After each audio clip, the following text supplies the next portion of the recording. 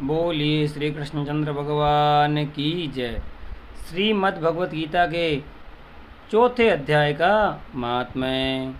श्री भगवान कहते हैं, प्रिय, अब मैं चौथे अध्याय का महात्म्य बतलाता हूँ, सुनो। भागीरथी के तट पर वाराणसी नाम की एक पुरी है। वहाँ विश्वनाथ जी के मंदिर में भरत नाम के एक योगनिष्ठ महात्मा रहते थे, जो प्रतिदिन आत्मचिंतन में तत्पर हो आदरपूर्वक गीता के चतुर्थ अध्याय का पाठ किया करते थे। उनके अभ्यास से उनका अंतःकरण निर्मल हो गया था। वे शीत उष्ण आदि द्वंद्वों से कभी व्यथित नहीं होते थे। एक समय की बात है, वे तपोवन नगर की सीमा में स्थित देवताओं का दर्शन करने की इच्छा से भ्रमण करते हुए नगर से बाहर निकल गए। वहाँ बेर के दो वृक्ष थे, उन्हीं की जड़ में वे विश्राम करने लगे। एक वृक्ष की जड़ में उन्होंने अपना मस्तक रखा और दूसरे वृक्ष के मूल में उनका एक पेड़ टिका होता था।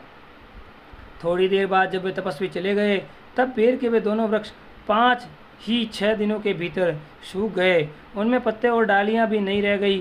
तत्पश्चात वे दोनों वृक्ष कहीं ब्राह्मणों के पवित्र ग्रह में 2 कन्याओं के रूप में उत्पन्न हुए। वे दोनों कन्याएं जब पढ़कर 7 वर्ष की हो गई, तब एक दिन उन्होंने दूर देशों में घूमकर आते हुए भरत मुनि को देखा। उन्हें देखते ही वे दोनों उनके चरणों में पड़ गई और मीठी वाणी में बोली, मुने, आपकी कृपा से हम दोनों का उद्धार हुआ है।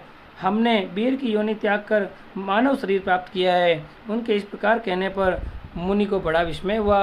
उनने पूछा, पुत्रियों, मैंने कब और किस साधन से तुम्हें मुक्त किया था? साथ भी ये भी बताओ कि तुम्हारे बेर के वृक्ष होने में क्या कारण था, क्योंकि इस विषय में मुझे कुछ भी ज्ञात नहीं है।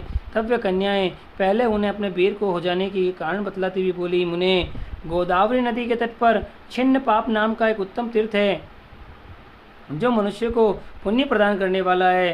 वे पावनता की चरम सीमा पर पहुंचा हुआ है। उस तीर्थ में सत्य तपा नामक एक तपस्वी बड़ी कठोर तपस्या कर रहे थे। वे ग्रीष्म ऋतु में प्रज्वलित अग्नियों के बीच में बैठते थे।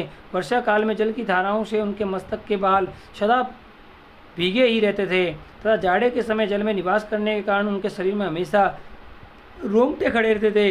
वे बाहर भीतर सदा शुद्ध रहते थे, समय पर तपस्या करते और मनो और इंद्रियों को संयम में रखते हुए परम शांति प्राप्त करके आत्मा ही रमण करते थे। वे अपनी विद्वता के कारण द्वारा जैसा व्याख्यान करते थे, उसे सुनने के लिए साक्षात ब्रह्मा जी भी प्रतिदिन उनके पास उपस्थित होते और प्रश्न करते थे। ब्रह्मा जी के साथ उनका संकोच नहीं रह गया था, अतः उनके आने पर भी वे सदा तपस्या में मग्न रहते थे। परमात्मा के ध्यान में निरंतर संलग्न होने के कारण उनकी तपस्या सदा बढ़ती रहती थी। सत्य तपा को जीवन मुक्त के समान मानकर इंद्र को अपने समृद्धिशाली पद के संबंध में कुछ भय हुआ। तब उन्होंने उनकी तपस्या में सैकड़ों विघ्न डालने के आरंभ किए।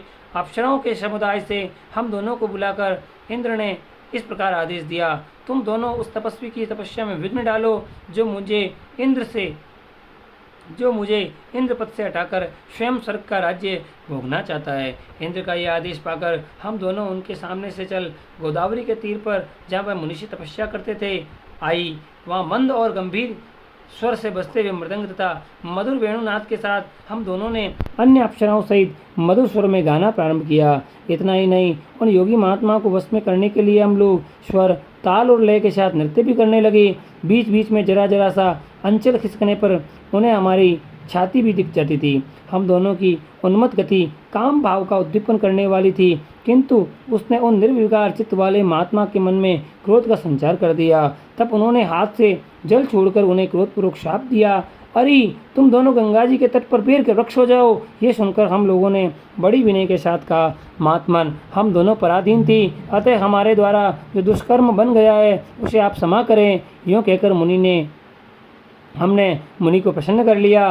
तब उन पवित्र चित्त वाले मुनि ने हमारे शापोद्धार की अवधि निश्चित करते हुए कहा, भरत मुनि के आने तक ही तुम पर ये शाप लागू होगा। उसके बाद तुम लोगों का मृत्यु लोक में जन्म होगा और पूर्व जन्म की स्मृति बनी रहेगी। मुने, जिस समय हम दोनों बेर के वृक्ष में खड़ी थी, उस समय आपने हमारे समीप आकर गीता के चौथे अध्याय का जप करते हुए हमारा उद्धार किया था, अतः हम आपको प्रणाम करती हैं। आपने केवल साप से ही नहीं, इस भयानक संसार से भी में भी गीता के चतुर्थ अध्याय के पाठ द्वारा हमें मुक्त कर दिया है। श्री भगवान कहते हैं, उन दोनों के इस प्रकार कहने पर मुनि बहुत ही प्रसन्न हुए और उनके पूजित तो विदाई लेकर जैसे आए थे वैसे ही चले गए तथा वे कन्याएं भी बड़े आदर के साथ प्रतिदिन गीता के चतुर्थ अध्याय का पाठ करने लगी, जिनके उनका उद्धार हो गया। बोलिए श्री कृष्णचंद्र भगवान की जय।